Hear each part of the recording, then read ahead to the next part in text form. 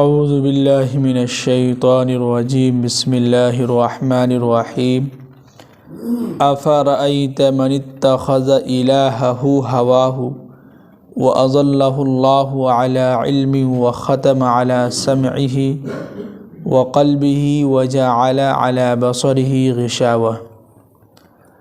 کل پچھلے آیت میں بات چل رہی تھی کہ اللہ تعالیٰ یہ فرما رہے تھے کہ آسمانوں اور زمین کو اللہ تعالیٰ نے بالکل حق اور مقصد کے لیے پیدا کیا ہے، اور مقصد کیا ہے کہ جو شخص بھی دنیا کے اندر جو اعمال کیا ہے، جو کام کیا ہے، کل قیامت کے دن اس کو اللہ تعالیٰ کیا کریں گے؟ بدلہ دیں گے، اور بدلہ دینے کے وقت جو اللہ تعالیٰ کسی پر ظلم نہیں کریں گے۔ اب آگے کہہ رہے ہیں کہ افرأیت من اتخذ، بھلا پھر کیا تم نے اسے بھی دیکھا ہے جس نے اپنا خدا الہہ ہواہ، اپنی نفسانی خواہش کو بنا لیا ہے، یعنی اپنی نفسانی خواہش کے مطابق جو چل رہا ہے، نفس جو کہہ رہا ہے وہ کام کر رہا ہے، نفس کہہ رہا ہے نماز کے لیے نہیں جانا ہے تو نہیں جائیں گے، نفس کہہ رہا ہے شراب پینا ہے جبکہ قرآن کہہ رہا ہے کہ شراب حرام ہے کہ نہیں؟ جیسے کہ جب شراب کی حرمت کے بارے میں نازل ہوئی تھی کہ شراب حرام ہو گیا ہے، تو کچھ صحابہ ایسے تھے جو کہنے لگے کہ اللہ کے نبی، شراب پینے سے بدن میں کچھ جو ہے راحت ملتی ہے، سکون ملتا ہے، یعنی آدمی جو ہے تھوڑا سا اچھا لگتا ہے۔ تو اللہ کے نبی نے کہا کہ شراب حرام ہے تو حرام ہے، چاہے تم کو اس سے پینے سے ریلیکس معلوم ہو یا سکون ملے، کچھ بھی ملے، اس سے مطلب نہیں ہے۔ اللہ نے صاف صاف کہا کہ شراب حرام ہے تو حرام ہے، لیکن کچھ لوگ کہتے ہیں کہ نہیں، اسے پینے سے کچھ فائدہ ہوتا ہے، سکون ملتا ہے۔ تو یہ سکون اس لیے ملتا ہے کہ آپ کو عادت لگ گئی ہے، کچھ لوگوں کو عادت لگ جاتی ہے کہ ہم کو سکون نہیں ملتا ہے، جب ہم یہ پی لیتے ہیں تو سکون ملنے لگتا ہے۔ تو یہ عادت کی وجہ سے آپ عادت بنا لیے ہیں، تو اب نہ ملنے پر جو ہے انسان کو بے سکونی ہو جاتا ہے، اس لیے اس کو جو ہے چاہیے۔ تو وہی کہہ رہے ہیں کہ اس زمانے میں کچھ لوگ ایسے تھے جو اپنے نفس کو اپنا خدا بنا لیے تھے کہ نہیں، ہم جو چاہیں گے وہی کریں گے، اللہ کے مطابق ہم نہیں چلیں گے، یہ کہنے کا مطلب ہے۔ اب آگے کہہ رہے ہیں کہ وَأَضَلَّهُ اللَّهُ عَلَىٰ عِلْمٍ، اور ان کے پاس علم ہونے کے باوجود بھی وہ گمراہ ہو گئے۔ علم تھا، نالج تھا، معلوم تھا، جیسے کہ سب لوگوں کو معلوم ہے شراب حرام ہے، اکثر لوگوں کو معلوم، سب لوگوں کو معلوم، لیکن پھر بھی کچھ لوگ کہتے ہیں ارے پی لیتے ہیں، کیا جا رہا ہے پینے میں، ہے کہ نہیں؟ جیسے کہ سب لوگوں کو معلوم ہے کہ تمباکو سے کیا ہوتا ہے؟ کینسر ہوتا ہے، سب لوگوں کو معلوم ہے، لیکن پھر بھی لوگ کھا رہے ہیں کہ نہیں؟ تو یہی ہے۔ تو علم ہونے کے باوجود بھی کیا ہے، اس زمانے کے لوگ گمراہی کے راستے پہ چلے۔ آج بھی دیکھیے کہ جس کو اللہ نے خوب علم دیا ہے، وہی لوگ وہ کام کبھی کبھی الٹا سیدھا کرنے لگتے ہیں، کبھی کبھی وہ بھی کام جو ہے غلط کرنے لگتے ہیں۔ ایسے ایسے دنیا کے اندر دیکھیے کہ کتنا علم تھا، زیادہ علم ہونے کی وجہ سے گمراہی کے راستے پر چلا گیا۔ تو زیادہ علم کا آ جانے سے انسان کے اندر تکبر پیدا ہو جاتا ہے، کم علم ہونے کی وجہ سے بھی جو کبھی کبھی انسان گمراہی میں چلا جاتا ہے۔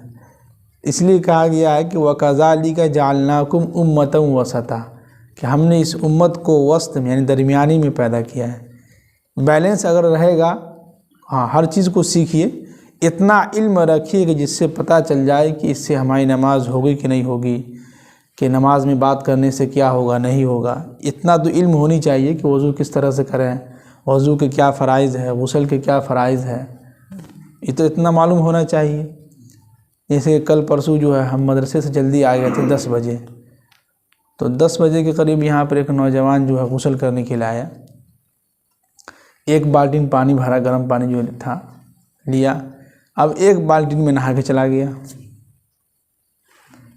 اب دیکھیں کہ پانی اٹھایا، پورے بدن پر جو ہے بہا لیا، تھا مسلمان ہی، ہم کو معلوم تھا مسلمان ہی ہے، اتنا تو معلوم ہے کہ وہ اپنے محلے کا ہے، نزدیکی کہیں کا ہے، مسلمان تھا، سلام کلام ہوا۔ دیکھے ہم وضو بنا رہے تھے، وہیں پر کچھ کر رہے تھے، ہم کچھ دھو رہے تھے ٹوپی وغیرہ، تو دیکھے کہ وہ پانی اٹھایا، بدن پہ ڈھالے سے گھس لیا، چل دیے۔ بتائیے کہ اس سے کوئی پاکی حاصل ہوا؟ کیا فائدہ ہوا؟ اس نہا کے ناپاکی رہ گیا۔ اب غلطی ان کی بھی نہیں ہے کہ ہم لوگ بتلاتے نہیں ہیں، اب جمعہ میں بتلانا بھی چاہیے، جب کہ ہم بتلاتے بھی ہیں، لیکن کچھ لوگوں کے جو ہے سیکھنے کا بھی جذبہ پیدا نہیں ہوتا ہے۔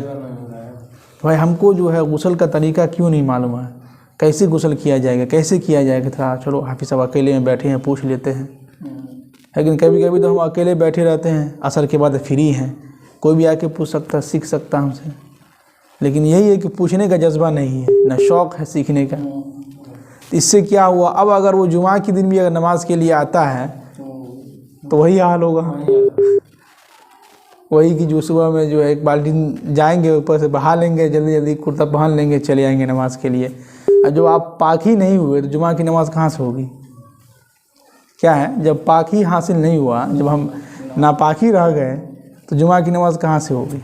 تو اس پر جو ہے بہت افسوس ہوا ہم کو ان کو دیکھ کے، اور بعد میں ان سے کہنے کا بھی موقع نہیں ملا، موقع اس لیے نہیں ملا کہ وہ جلدی سے نہا کے چلے گئے۔ پھر اگر کبھی دوبارہ آتا تو پھر آدمی بات بھی کرتا، جیسے کبھی نماز میں آ گیا یا کسی وقت اگر ملاقات ہوتی تو ان سے بات کرتے ہم، تو ان کی ملاقات ہی نہیں ہوئی۔ تو وہی کہہ رہے ہیں کہ وَأَضَلَّهُ اللَّهُ عَلَىٰ عِلْمٍ، ان کے پاس علم آنے کے باوجود بھی وہ گمراہی کی طرف چلا گیا۔ اور وَخَتَمَ عَلَىٰ سَمْعِهِ وَقَلْبِهِ، اور ان کے کانوں پر اور ان کے دل پر جو ہے اللہ نے ان کو مہر لگا دیا ہے۔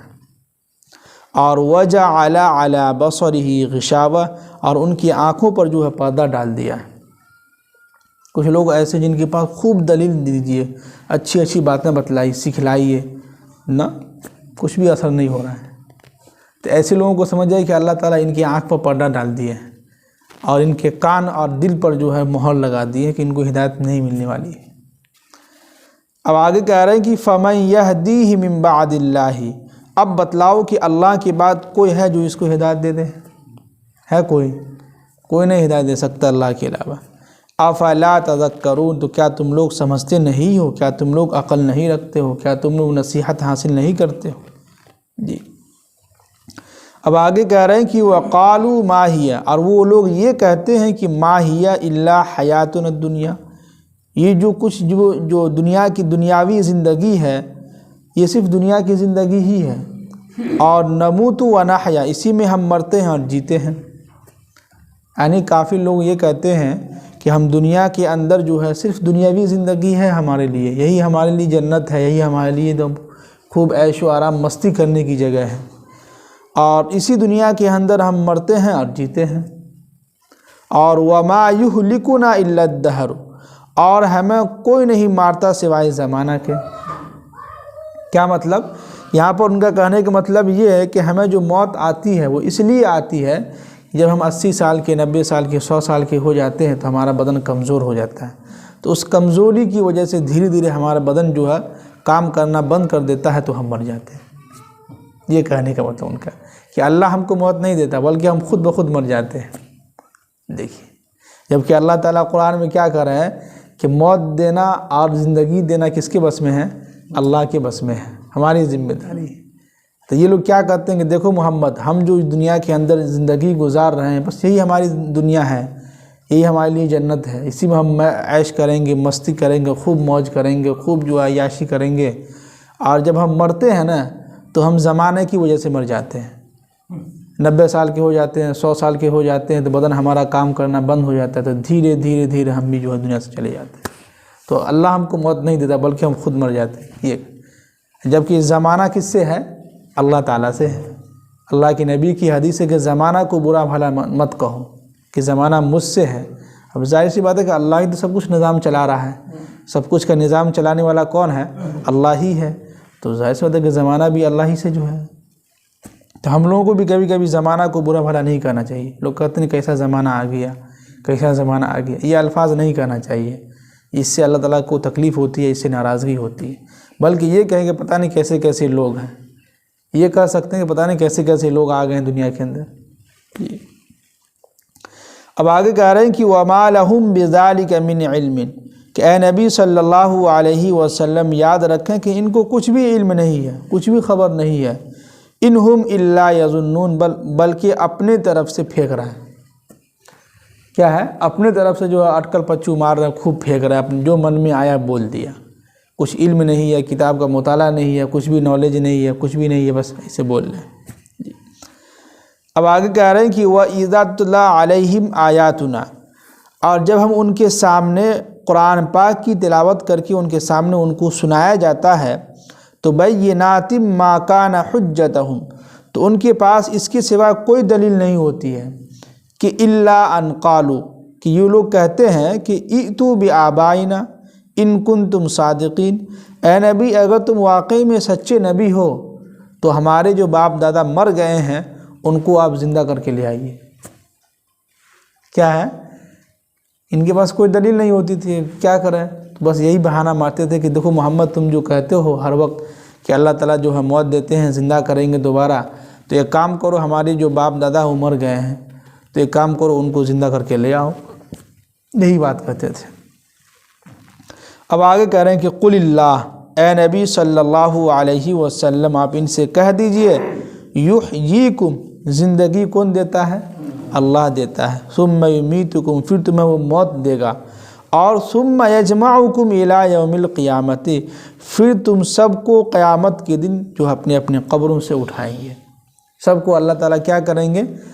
دوبارہ جو ہے زندہ کریں گے، اور لا ریب فیہ، اور قیامت میں کوئی شک نہیں ہے، اس میں کیا ہے؟ کوئی شک نہیں ہے، ذرہ برابر بھی شک نہیں ہے، قیامت آئے گی تو آئے گی۔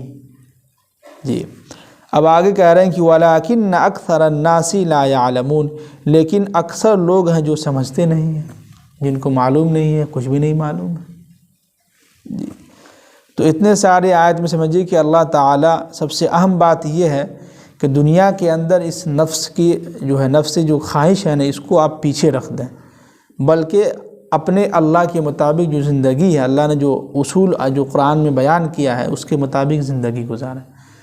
اپنے نفس کو اپنا خدا نہ بنائیں کہ نفس آج کہہ رہا تھا یہ کام کرنے چلو کر لیتے، نفس نے کہا کہ آج نماز نہیں جائیں گے، نماز کے لیے چلو سو جاتے ہیں، تو یہ کیا ہوتا ہے؟ شیطانی وسوسے ہوتے ہیں، اور نفس کے آپ جو ہے سمجھیے کہ یہ بن گئے ہیں۔ اب اگر دھیرے دھیرے انسان کیا ہوتا ہے، نفس کی بات ماننے لگتا ہے، ایک وقت ایسا آتا ہے کہ گمراہی کی بالکل دور چلا جاتا ہے، گمراہی کے راستے پہ، پھر اس کو دوبارہ پلٹنے میں بہت ٹائم لگتا ہے۔ اس لیے کوشش یہ کریں کہ جو اللہ اور اس کے رسول جو کہتا ہے اس کے مطابق کیا ہے؟ زندگی گزاریں، اسی میں فائدہ ہے۔ اللہ تعالی ہم سب کو عمل کرنے کی توفیق نصیب فرمائے۔